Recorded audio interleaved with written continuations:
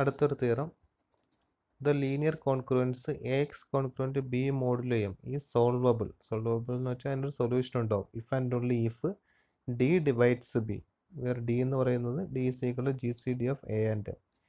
If D divides B, it has T incongruent solutions.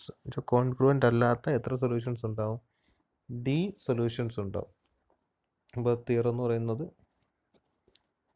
AX congruent B modulo M ആണ്. അതിൻ്റെ എൻ്റെയും എമ്മിൻ്റെയും GCD അതാണ് D. ആ D വെച്ചിട്ട് ബിയെ ഡിവൈഡ് ചെയ്യാമെങ്കിൽ, D ഡിവൈഡ്സ് B ആണെങ്കിൽ അതിനൊരു സൊല്യൂഷൻ ഉണ്ടായിരിക്കും. എത്ര സൊല്യൂഷൻസ് ഉണ്ടായിരിക്കും? D ഇൻകോൺഗ്രുവൻ്റ് സൊല്യൂഷൻസ് ഉണ്ടായിരിക്കും.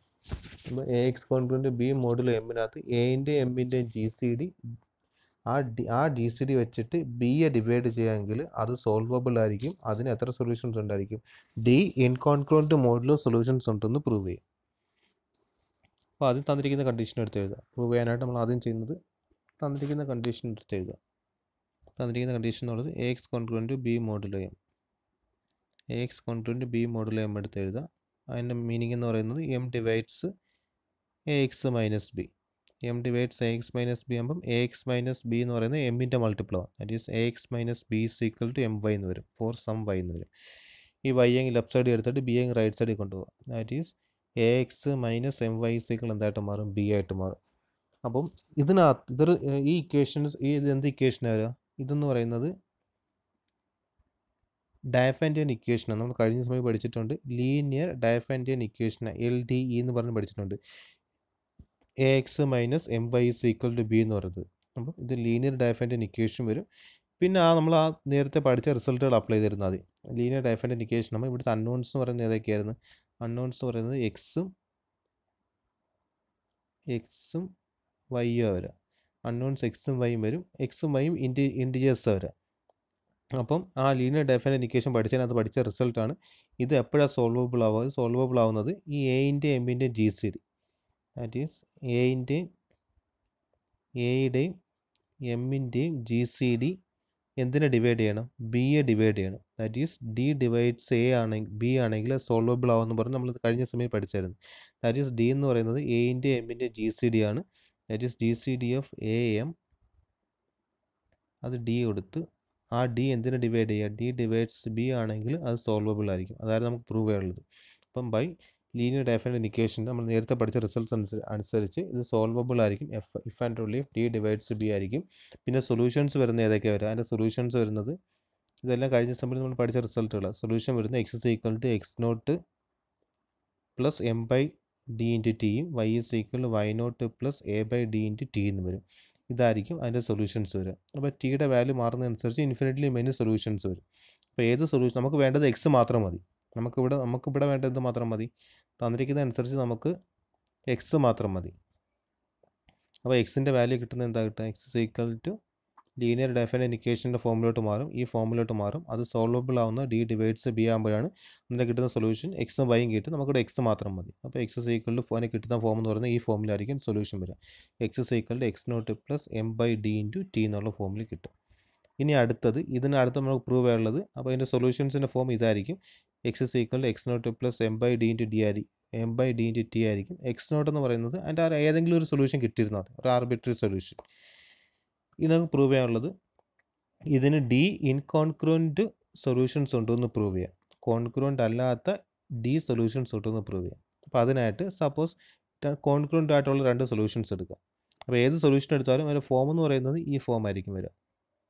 ഏത് സൊല്യൂഷൻ എടുത്താലും ഈ കിടക്കുന്ന ഫോം ആയിരിക്കും. അതിനകത്ത് ആ വേരിയബിൾ വരുന്നത് T മാത്രമേ വേരി ചെയ്യത്തുള്ളൂ.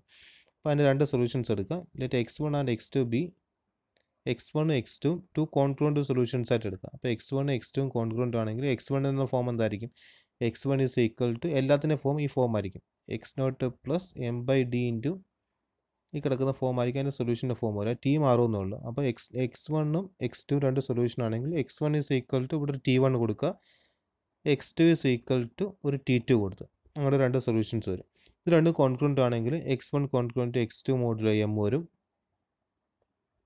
X1 is congruent X2 modulo M. X1ന് പകരം ഇതെടുത്തിട്ട് കൊടുക്കുക. X2 പകരം ഇതിട്ട് കൊടുക്കുക. That is X1 congruent X2 modulo M അതിട്ട് കൊടുത്ത് അവിടുന്ന് എക്സ് നോട്ടിനെ കട്ട് ചെയ്ത് കളയാം. എക്സ് നോട്ട് രണ്ട് സൈഡിൽ നിന്ന് കട്ട് ചെയ്ത് കളയാം. ബാക്കി M by D into T one is congruent to M by D into T two modulo M എന്ന് കിട്ടും. ഇതിനകത്ത് ഈ എം ബൈ കോമൺ ഫാക്ടറായിട്ട് വരുന്ന ഏതാ? രണ്ടിടത്ത് എം ബൈ ഡി ഉണ്ട്. ഇവിടെ ഒരു എം ബൈ ഡി ഉണ്ട്, ഇവിടെ എം ബൈ ഡി ഉണ്ട്.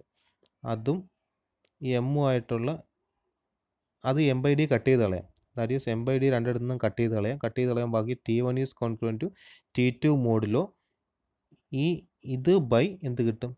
എം ബൈ ഡി എന്ന് വരും. ഈ കിടക്കുന്ന നമ്മൾ നേരത്തെ റിസൾട്ട് പഠിച്ചായിരുന്നല്ലേ, എന്തായിരുന്നു? A C congruent to B C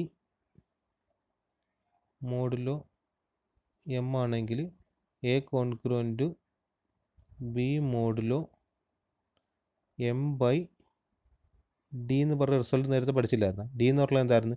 സിയുടെയും എമ്മിൻ്റെയും ജി സി ഡി ആയിരുന്നു. അപ്പോൾ ഇവിടെ വരുന്നത് എം ബൈ ഡിയുടെയും എമ്മിൻ്റെയും G C D. M by ഡിയുടെയും ആ റിസൾട്ട് അനുസരിച്ച് ഇവിടെ വരുന്നത് എം ബൈ ഡിയുടെയും എമ്മിൻ്റെയും G C D. M by ഡിയുടെ എമ്മിൻ്റെയും ജി സി ഡി വരുന്ന ഏതാ? എം ബൈ ഡി തന്നെ വരുന്നത്. കാരണം എം ബൈ ഡി എമ്മിനെ ഡിവൈഡ് ചെയ്യും. കാരണം എന്താ? M by D by M by D ആകുമ്പോൾ നമുക്ക് എന്താ കിട്ടുക? M by D by M by D ആകുമ്പോൾ ഡി എന്ന് വരാം. ദിസ് എം ബൈ ഡി എമ്മിനെ ഡിവൈഡ് ചെയ്യുമ്പോൾ അതിൻ്റെ G C D M by D തന്നെ വരും. കാരണം ഒരു നമ്പർ വേറെ നമ്പറിനെ ഡിവൈഡ് ചെയ്യുകയാണെങ്കിൽ ജി സി ഡി എന്തായിരിക്കും വരിക? ഏത് നമ്പർ വെച്ചാലും ഡിവൈഡ് ചെയ്താൽ ആ നമ്പർ ആയിരിക്കും കിട്ടുക. ദാറ്റ് ഈസ് എം ബൈ ഡിയുടെ എമ്മിൻ്റെ G C D M by D കിട്ടും. അപ്പം that is M by D ആകുമ്പോൾ നമുക്ക് എന്ത് കിട്ടും? എം ബൈ ഡി ആകുമ്പോൾ നമുക്ക് എന്ത് കിട്ടും? ഡി കിട്ടും. അപ്പോൾ ഇവിടുന്ന് എം ബൈ ഡി രണ്ടിടത്ത് കട്ട് ചെയ്ത് കളയാം. Which implies T one is congruent T two modulo ഈ എം ബൈ അതിൻ്റെ G C D M by D ആയിരുന്നു. That is M by D ആകുമ്പോൾ ഡി ആവും. ദാറ്റ് ഈസ് ഡി കിട്ടും. T one is congruent T two modulo D ആവും. അപ്പോൾ നമുക്ക് കിട്ടുന്നത് X one congruent X two modulo M ആണെങ്കിൽ T one congruent T two modulo D എന്ന് കിട്ടും. അല്ലേ കിട്ടിയത്? നമുക്ക് തുടങ്ങിയത് എവിടെ നിന്നായിരുന്നു? തുടങ്ങിയത് X one congruent X two modulo M ആണെങ്കിൽ T one congruent T two modulo D കിട്ടും. അതായത് X one congruent X two modulo M implies and implied by T one congruent T two. ഇവിടെയൊക്കെ ഇംപ്ലൈസ് ആൻഡ് ഇംപ്ലൈഡ് ബൈ കൊണ്ട് കൊടുത്തേക്കാം. T one congruent T two modulo D ആയിരിക്കും വരാം. അങ്ങനെയാണെങ്കിൽ incongruent ആയിട്ട് വരുന്ന എപ്പോഴായിരിക്കും? ടി വണ്ണും ടി ടു ഇൻകോൺക്രൂവൻ്റ് ആണെങ്കിൽ മോഡുലോ ഡി വരുമ്പോൾ. അപ്പോൾ മോഡുലോ ഡി വരുമ്പോൾ ഇൻകോൺക്രൂവൻ്റ് ആയിട്ട് വരുന്ന നമ്പേഴ്സ് ഏതൊക്കെയാണ്? മോഡുലോ ഡി വരുമ്പോൾ ഇൻകോൺക്രൂവൻ്റ് ആയിട്ട് വരുന്ന നമ്പേഴ്സ് എന്ന് പറയുന്നത് 0, 1, 2, 3, 4 എക്സെട്ര അപ് ടു D-1 വരെ ഇൻകോൺക്രൂവൻ്റ് ആയിരിക്കും. അത് കഴിഞ്ഞ് ഡി ആകുമ്പോഴത്തേക്ക് എന്തായിരിക്കും? 0 ആയിട്ട് കോൺക്രൂവൻ്റ് വരും.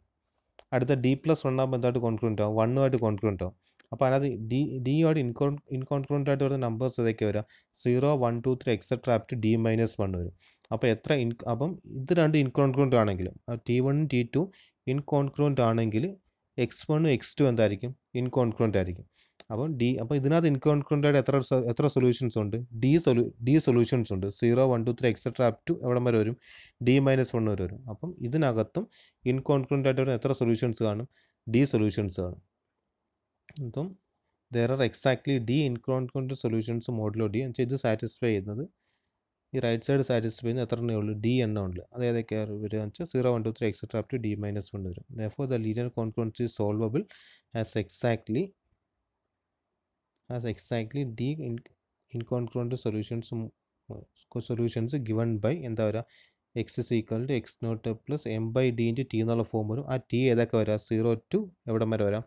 0 to D-1 വരെ വരാം. 0 എന്ന് ടിയുടെ വേരിയേഷൻ ഇതായി ചെയ്യുന്നത്. 0 to ഏതാ? ഡി വരത്തില്ല, D-1 വരെ വരും. അടുത്തന്നെ കൊറോളറി ആയിട്ട് the linear concurrence Ax congruent to B modulo M has a unique solution if and only if GCD of AM is equal to 1. എൻ്റെ എമ്മിൻ്റെ GCD 1 ആണെങ്കിൽ GCD 1 ആണെങ്കിൽ അത് നേരത്തെ പറഞ്ഞ പോലെ ഡി എന്നുള്ള വാല്യൂ എന്താവും? ഇവിടുത്തെ ഡി എന്നുള്ള വാല്യൂ 1 ആവും. അപ്പോൾ ഡി എന്നുള്ള വാല്യൂ 1 ആണെങ്കിൽ എത്ര സൊല്യൂഷൻസ് ഉള്ളൂ? ഒരു സൊല്യൂഷനേ ഉള്ളൂ. യുണീക്ക് സൊല്യൂഷനേ വരത്തുള്ളൂ. നേരത്തെ ആകുമ്പോൾ ഡി എന്നുള്ള വാല്യൂ 2 ആണെങ്കിൽ 2 സൊല്യൂഷൻസ് വരും. എന്നുവെച്ചാൽ ഇവിടെ ഇതനുസരിച്ചല്ലേ? ഇതനുസരിച്ചാകുമ്പോൾ 0 to ഇത് വരും. അപ്പോൾ ഡിയുടെ വാല്യൂ 1 ആണെങ്കിൽ ഒരു സൊല്യൂഷനേ ഉള്ളൂ. D = 2 ആണെങ്കിൽ 2 സൊല്യൂഷൻസ് വരും. അങ്ങനെ ഇവിടെ GCD of AM 1 ആയതുകൊണ്ട് ഒറ്റ സൊല്യൂഷനേ വരത്തുള്ളൂ.